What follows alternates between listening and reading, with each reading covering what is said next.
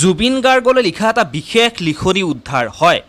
গৰিমা শইকীয়া গাৰ্গে জুবিন গাৰ্গলৈ লিখা এটা বিশেষ লিখনি উদ্ধাৰ। এই লিখনিটো শুনাৰ পিছত আপোনালোকে উপলব্ধি কৰিব পাৰিব যে আচলতে গৰিমা শইকীয়া গাৰ্গে জুবিন গাৰ্গৰ অনুপস্থিতিত আজি এমাহ পাৰ হৈ গ'ল জুবিন গাৰ্গ আমাৰ মাজৰ পৰা নোহোৱা হৈ যোৱাৰ। সেই পাখণ্ডকেইটাৰ কাৰণে জুবিন গাৰ্গক আমি হেৰুৱাব লগা হ'লে এমাহ গৰিমা শইকীয়া গাৰ্গে কিদৰে সময়বোৰ পাৰ কৰিছে এটা বিশেষ লিখনি উদ্ধাৰ হৈছে। মই সেই লিখনিটো সম্পূৰ্ণকৈ আপোনালোকক শুনাব বিচাৰিছোঁ। সেই লিখনিটো শুনাৰ পিছত আপোনালোকে আচলতে উপলব্ধি কৰিব পাৰিব কেৱল গৰিমা শইকীয়া গাৰ্গ বুলিয়েই নহয়, জুবিন গাৰ্গক ভাল পোৱা প্ৰত্যেকজন অনুৰাগীৰে কিন্তু চকুত টোপনি নহা হৈছে। জুবিন গাৰ্গ যেতিয়াৰ পৰা অসমখনত নোহোৱা হৈ পৰিছে, যেতিয়াৰ পৰা জুবিন গাৰ্গৰ সেই অনাকাংক্ষিত খবৰটো অসমীয়াই পাইছে, তেতিয়াৰ পৰাই কিন্তু কিবা এটা যেন চাৰিওফালে উকা উকা যেন লগা হৈছে। আৰু গৰিমা শইকীয়া গাৰ্গে এনেকৈ কি লিখিছে এই বিশেষ চিঠিখনত, যিখন চিঠি শুনি আপোনালোকৰ চকু কপালত উঠিব, আপোনালোকৰ কিন্তু চকু সেমেকি উঠিব। সেই চিঠিখন মই আপোনালোকক সম্পূৰ্ণৰূপে শুনাই আছোঁ। সেই চিঠিখন যেতিয়া আপোনালোকে শুনি আচলতে আপোনালোকে উপলব্ধি কৰিব পাৰিব গৰিমা শইকীয়া গাৰ্গ আৰু জুবিন গাৰ্গৰ যি প্ৰেমৰ সম্পৰ্ক, সেয়া প্ৰেমৰ সম্পৰ্ক কেনেকুৱা মজবুত আছিল, তেওঁলোকৰ প্ৰেমৰ সম্পৰ্ক কেনেকুৱা আছিল।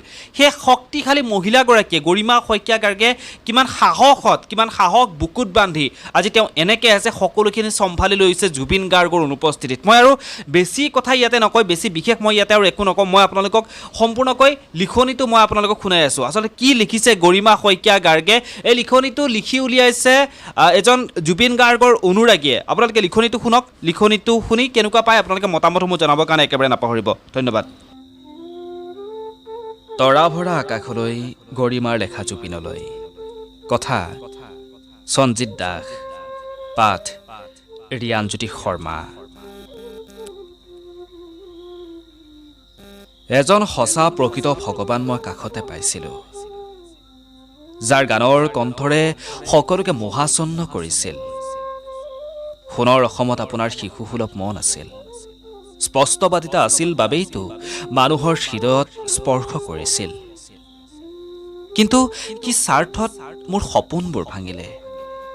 আপোনাৰ প্ৰতি থকা ৰাইজৰ মৰমবোৰ কিয় ধুমুহাই নমাই আনিলে? ইয়াৰ উত্তৰ লাগিব, সত্য আৰু নিকাভাৱে লাগিব। স্বাস্থ্যৰ কথা তেওঁলোকে এবাৰো চিন্তা নকৰিলে, টকা ঘটা মেচিনৰ ৰূপত ব্যৱহাৰ কৰিলে।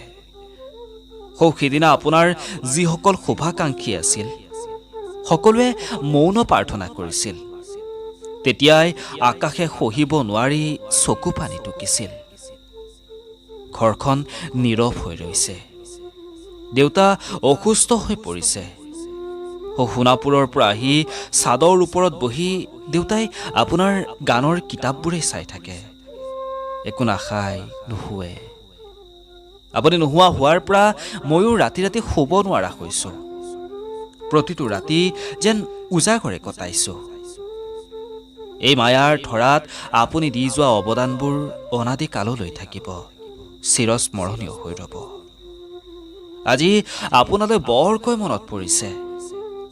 তৰা ভৰা আকাশৰ জোনাক ৰাতি আহিছোঁ সোণাপুৰত মাঝৰাতি, আপোনাৰ সুবাস বিচাৰি। পিছে আপুনিতো সৰগত আছে, উভতি নহাৰ বাটেৰে গৈছে। আকাশৰ বুকুত তৰাবোৰৰ সতে উমলি আছে। আপোনাৰ সপোনবোৰ নিখুঁত আৰু সফল পূৰ্ণতাৰে বিলীন কৰিম। আপুনি ভাল পোৱা প্ৰতিটো কামেই মই কৰিম। ৰাইজৰ মাজত থাকি আৰ্তজনৰ পৰা বৃদ্ধজনলৈ সহায় কৰিম। আপোনাৰ সুখৰ বাবেই ৰাইজলৈ মোৰ একান্ত প্ৰাৰ্থনা। জাতি, ধৰ্ম, বৰ্ণ, সম্প্ৰদায় ভাগ ভাগ নহৈ একত্ৰিত হৈ থাকক। অসমখন শান্তিত থাকক। ধন্যবাদ।